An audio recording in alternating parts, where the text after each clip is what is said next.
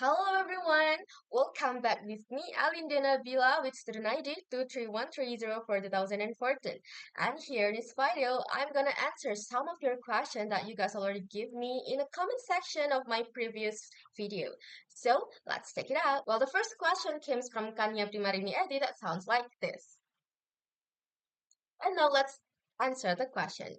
Well, if we take a look at the northern part of the United States, including states like New York, New Jersey, Illinois, and Massachusetts, many of these are the home to urban and fast-developing cities like New York City, Chicago, Boston, and Philadelphia. These cities are known for their busy, high-pressure environments where time is valuable, and communication needs to be quick and efficient. This kind of setting naturally influenced the way people speak.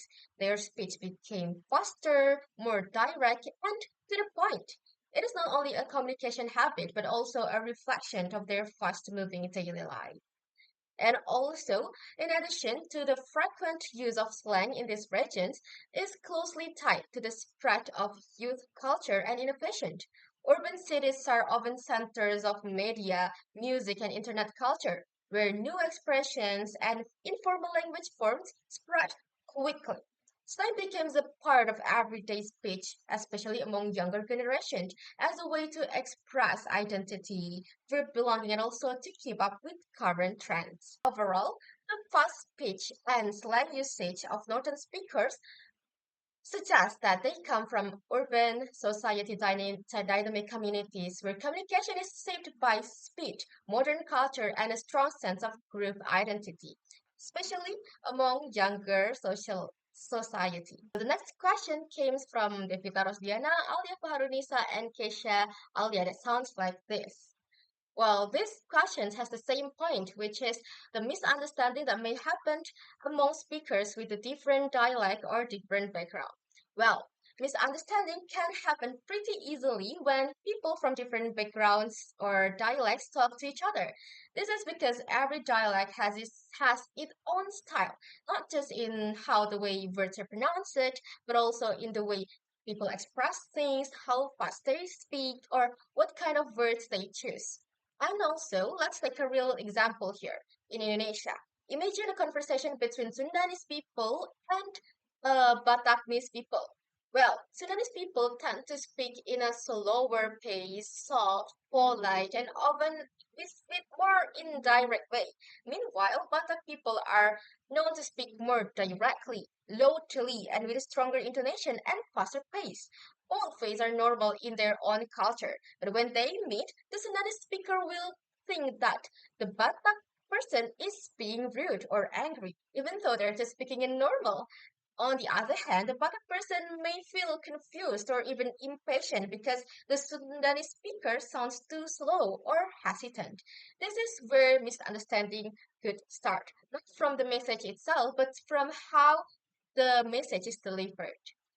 This has also happened in social dialects. For example, think if there's a teacher having a conversation with a factory worker, the teacher might use a more academic or formal words, maybe explain things with longer sentences. Meanwhile, factory workers will prefer to straight to the point language, using more everyday or even informal terms. In short, yes, regional and social dialects can definitely cause misunderstanding. But if we understand who we are talking to or the participants and we pay attention to the key or the tone they're using, we can be more careful and avoid those misunderstandings. The next question came from Nabila Aulia, Aurel Safanis, and Nashwa Sabita. Well, these questions are mainly talking about the important or the impact of understanding language variations to have a better communication in a diverse and multilingual language. Well, yeah, understanding regional and social dialects is important because it helps us to avoid miscommunication and build a connection in a diverse society. In my essay, I discussed how people may speak a same language but in different ways depending on their region or social groups. For example, like the Northern and Shorten American English. I also related to the how people from different backgrounds in Indonesia, like Japanese and Batak, might misunderstand each other's by the tone and style. That's why I use the Delheim speaking models, especially in the participant and the key components, because this helps us to see who is involved in the conversation and the manner or the tone they use. By understanding that, we can communicate more respectfully and avoiding judging others based on how they speak. And this is how we can build a better communication and better tolerance between diverse and multilingual society. Well, the next question came from Malva Ivana that asked about how does my speaking reflected my regional and social background? So now let's take a look on my regional background. So ethnically, I am a Japanese person and I lived in the environment where people speak Japanese naturally. So that's affected on my daily speaking.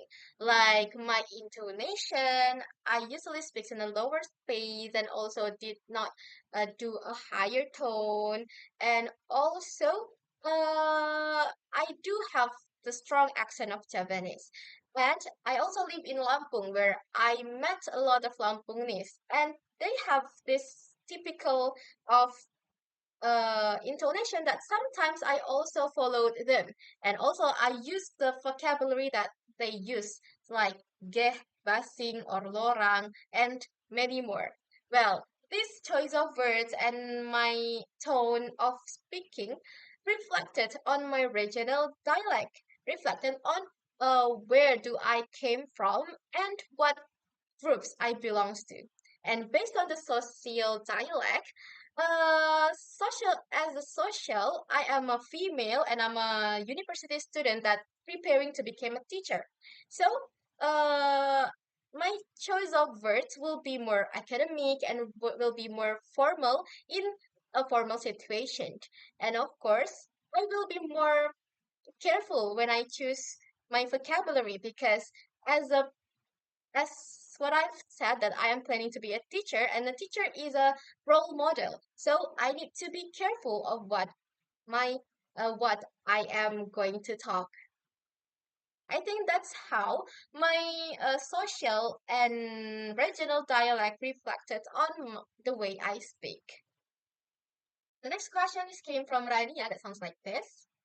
And yeah, for me personally, language variation is the way people speak differently, depending on where they came from, who they are, and the social groups they belong to. It's not just about the language itself, it's about the small differences in pronunciation, choice of words, sentence structure, and even the tone that shows someone's background, whether it's regional or social. In my community, especially living in Indonesia, I've noticed a lot of interesting dialect. One clear example is the difference between Sundanese speaker and Japanese speaker. Even though they are in the same island, which is Java, Sundanese speaker tend to speak in a soft tone and a slower tone, especially using a polite expression. On the other hand, Japanese speaker from Central or East Java might use a more natural or firmer intonation. In short, I define language variation as a reflection of identity. It shows where we are from, what kind of environment we grew up in, and how we express ourselves based on that. I think that's all of the answer I can give to you. I hope my explanation could answer all of the questions and could give you a deeper understanding about this material. Thank you very much for watching and wassalamualaikum warahmatullahi wabarakatuh.